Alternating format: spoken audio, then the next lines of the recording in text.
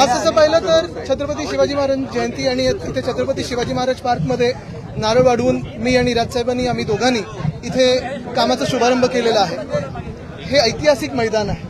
इथून अनेक राजकीय नेते असतील, क्रिकेटपटू असतील, हे घडलेले आहेत आणि ह्याच मातीचं आपल्याला योगदान या देशाला माहिती आहे. तिथे सुशोभीकरण करत असताना खरोखर आनंद होत आहे आणि नीटनेटकं हे मैदान राहावं ही सगळ्यांची इच्छा आहे.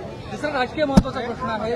आता राज्यसभेची निवडणूक जाहीर झालेली आहे आणि एक उमेदवार आपला निवडून गेले, काय भूमिका असेल? निश्चितपणे अजूनही आपल्याला माहिती आहे, आत्ता तरी आपण पाहताय सगळे जे काही आहे, जे आकड्यांप्रमाणे असेल ते शिवसेनेची सीट आहे आणि निश्चितप्रमाणे त्या दिशेने महाविकास आघाडीमध्ये चर्चा होईल. मे महिन्यामध्ये यांच्या नावाची चर्चा आहे. तुम्हाला वाटतं अजूनही बघा, तुम्हाला सांगू का, अजूनही कुठेही अधिकृत चर्चा झालेली नाही. आम्ही प्रेसमधून ऐकतो, पण ही सीट आत्ता तरी शिवसेनेची आहे आणि चर्चा नेत्यांच्या पातळीवर नक्कीच.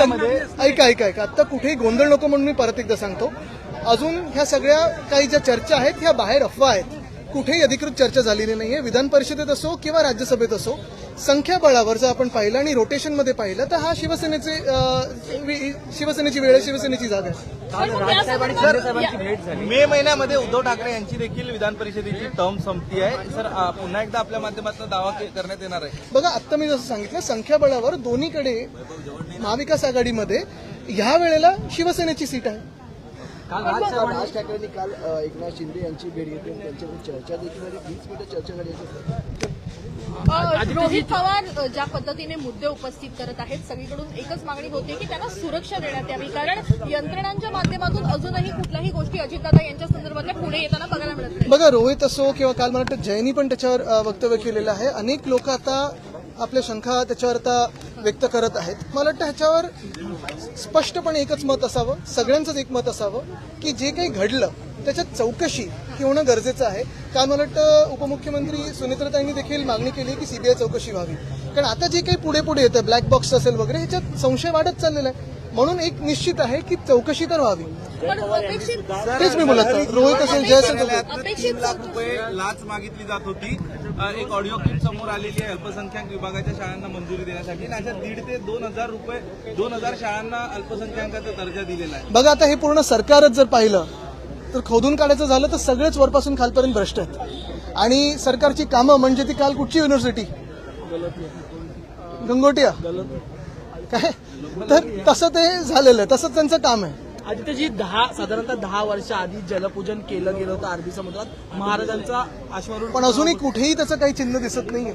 आणि त्यावेळी आपल्याला आठवत असेल, छत्रपती शिवरायांचं जे स्मारक समुद्रात करणार होते ते असेल किंवा इथे देखील महामानव डॉक्टर बाबासाहेब आंबेडकरांचं स्मारक, घाईघाईत त्यावेळी 2017च्या निवडणुकीच्या आधी पंतप्रधान महोदयांना बोलवून एक ठिकाणी जलपूजन, दुसऱ्या ठिकाणी भूमिपूजन केलं होतं. पण अजून कुठेही तसं काम पूर्ण झालेलं दिसत नाहीये. हे दुर्दैव आहे. देवेंद्र फडणवीस यांच्या आदेशानंतरच एसीबीने नरहरी झिरवळ यांच्या कार्यालयावर कारवाई केली. कुठेतरी मित्रपक्षांना जवळ घेऊन शह देण्याचा प्रयत्न देवेंद्र फडणवीस. हे आपण बघतोय, त्यांचे मित्रपक्ष बघतायत का, की बघतायत पण बोलू शकत नाहीयेत. कारण होम डिपार्टमेंटची कारवाई, गृह खात्याची कारवाई मुख्यमंत्र्यांच्या परवानगीशिवाय होऊ शकते का, हा देखील एक विचार हवा. आणि दुसरं म्हणजे खरोखर अशा कारवाई झाल्या पाहिजेत, त्याच्यातून अर्ध सरकार हे बदललं जाईल. दिल्लीत एआय समिट सुरू.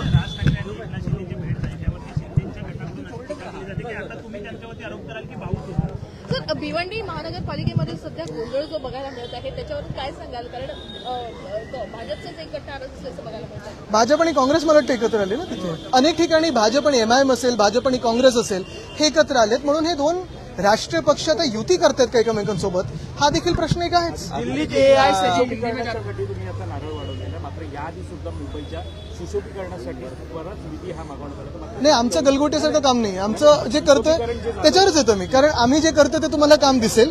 ह्या आधी आपल्याला कळलं असेल, मध्ये एक मीडियाचा पण रिपोर्ट होता की 99% फंड हा सत्ताधारी लोकांकडे गेला. मग त्याच्यात कोण लोकप्रतिनिधी होतं की नाही हा एक वेगळा विषय आहे. पण त्या 99% फंडातून सगळा जो काही सुशोभीकरणाचा फंड होता, मुंबई तुम्हाला खरोखर सुशोभित झाल्यासारखी दिसते का गेल्या 3-4 वर्षामध्ये? कुठेही एक रस्ता पूर्ण झालेला नाहीये. सुशोभीकरणात मला वाटतं 750 कोटी वापरले गेले. अनेक ठिकाणी नुसतं रंगरंगोटी तिकडेच परत झालेली आहे. म्हणजे जिथे चांगला रंग दिला होता त्याच्यावर परत दुबार रंग चढवलेला आहे. हे असं डुप्लिकेट काम डुप्लिकेट सरकारच करू शकतो. बीच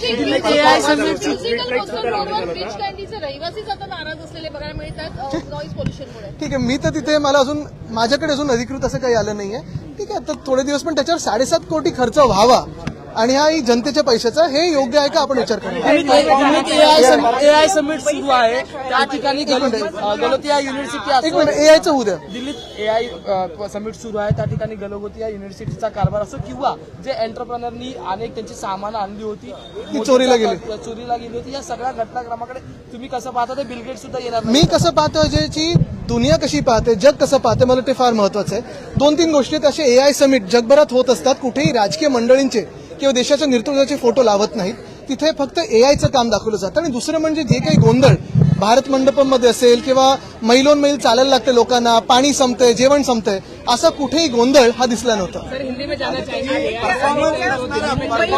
एक मिनिट, पूर्ण मराठी होतं. शाळांचा जो समतोल आहे तो इतका बिघडलेला आहे की मराठी शाळांची संख्या कमी, अल्पसंख्याक शाळांची संख्या जास्त वाढलेली आहे. इतकंच नाही तर मराठी मुलं जी आहेत ती आता अल्पसंख्याक शाळांमध्ये अशा पद्धतीनं प्रवेश घेत आहेत. मुख्य म्हणजे अल्पसंख्याक शाळांचा दर्जा हा यासाठी मिळवला जातोय की आरटी अंतर्गत मुलांना ऍडमिशन द्यावी लागू नये. शाळांनी हा जो गौड बंगाल करून ठेवलेला आहे त्याबद्दल आपली बघा, तुम्हाला सांगू का, याच्यात खरोखर एक पाहायला पाहिजे की जेव्हा तुम्ही अल्पसंख्याक बोलता तेव्हा कोण कोण त्याच्यात येतं, ही पहिली गोष्ट आहे.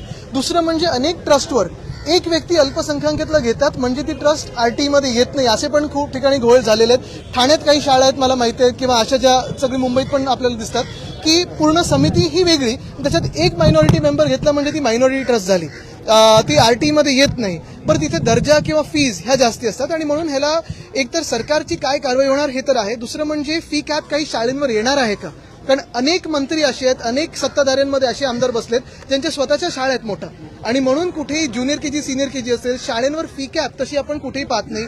डोनेशनवर कुठेही अजून कारवाई झालेली पाहिली नाहीये. हा मोठा विषय, आणि हा विषय खरोखर जर सरकारने घेतला तर त्यांचे मी जाहीरपणे आभार मानीन. जर त्यांनी डोनेशनवर कडक कारवाई केली, फी कॅप बसवली, शाळेंवर जे काही ह्या गडबडी आहेत ना त्याच्यावर जर ते आटोक्यात आणल्या गडबडी, तर मी त्यांच्या जाहीरपणे अभिनंदन करतो. मुंबईने तर महाराष्ट्रातल्या सगळ्या शाळांची या संदर्भाच्या अनुषंगानं चौकशी केली गेली पाहिजे. त्यांचा कारभार चौकशा आम्ही अनेक मागितलेल्या आहेत, पण क्लीन चिटच्या पुढे काही होत नाही. महायुती सरकारमधल्या मंत्र्यांची अनेक राष्ट्रवादी असो किंवा शिवसेना असो त्यांची खांदे पलट होणार, कारण की परफॉर्मन्स आणि वाचाळ वक्तव्यांमुळे बघा, आता साधारणपणे गतिमान सरकारला 6 वर्ष झालेलं आहे. कुठे गती पकडली आहे तर फक्त भ्रष्टाचारांमध्ये, आणि सगळे तुम्हीच एक्सपोज करता, तेवढंच आहे, बाकी काहीच नाही. रोहित भी और जय भी काफी सवाल खड़े कर रहे हैं. बहुत सारे इस पे अगर आप देखें तो मुद्दे बाहर आ चुके हैं. एक ही बात है कि इस पे जो इन्वेस्टिगेशन हो फ्री एंड फेयर हो, कोर्ट मॉनिटर्ड हो, और जो भी सच है उसमें से बाहर. आणि ते एआय समिट में हमने देखा कि गलगोटिया यूनिवर्सिटी में किस तरह से मुझे लगता है कि अगर हर एक क्षेत्र में अगर हर एक ऐसे ही जनप्रतिनिधि को सुरक्षा की जरूरत हो तो हमारे राज्य में क्या सुरक्षा की हाल है ये आप जानिए. शरद पवार ने हमने देखा गलगोटिया यूनिवर्सिटी में जिस तरह से रोबोट यूज किया गया, वो रोबोट चाइना का था, इस पे आपकी प्रतिक्रिया? देखिए, एक यूनिवर्सिटी ने कुछ गलत काम किया, इसलिए मैं ये नहीं कहूंगा कि पूरी समिट को बदनाम किया जाए, लेकिन ये भी बात सही है कि दुनिया भर में ऐसे जब समिट होते हैं तो कहीं पे भी पॉलिटिकल चेहरे नहीं दिखते हैं. वहाँ एंटरप्रेन्योर्स हो, इनोवेटर्स हो, टेक्नोलॉजी हो, ये सारी चीजें प्रथम दिखती है. हमारे यहाँ अगर आप देखें तो पॉलिटिकल जो बातें हैं वही पहले चलती है, क्रेडिट की बातें चलती है, जैसे G20 समिट में चली, वो दुनिया भर में होते रहते हैं. ऐसे कोई बड़ा तीर नहीं मारा है इस सरकार ने कि वो हाथ खींच के लाया. दूसरी बात यही है कि जो इनोवेटर्स के हाल हुए, जो एंटरप्रेन्योर्स के हाल हुए, अगर आप देखें तो बहुत ही खराब थे. भारत मंडप से बाहर आने के लिए, चलने के लिए, VIP के लिए लगभग 1 घंटा ट्रैफिक रोका गया. 5 से 6 माइल लोगों को चलना पड़ा था. खाना खत्म हुआ था, पानी की व्यवस्था नहीं थी. पहले दिन तो सिर्फ कैश पेमेंट थी, जिस देश में हम कहते हैं कि UPI भी है.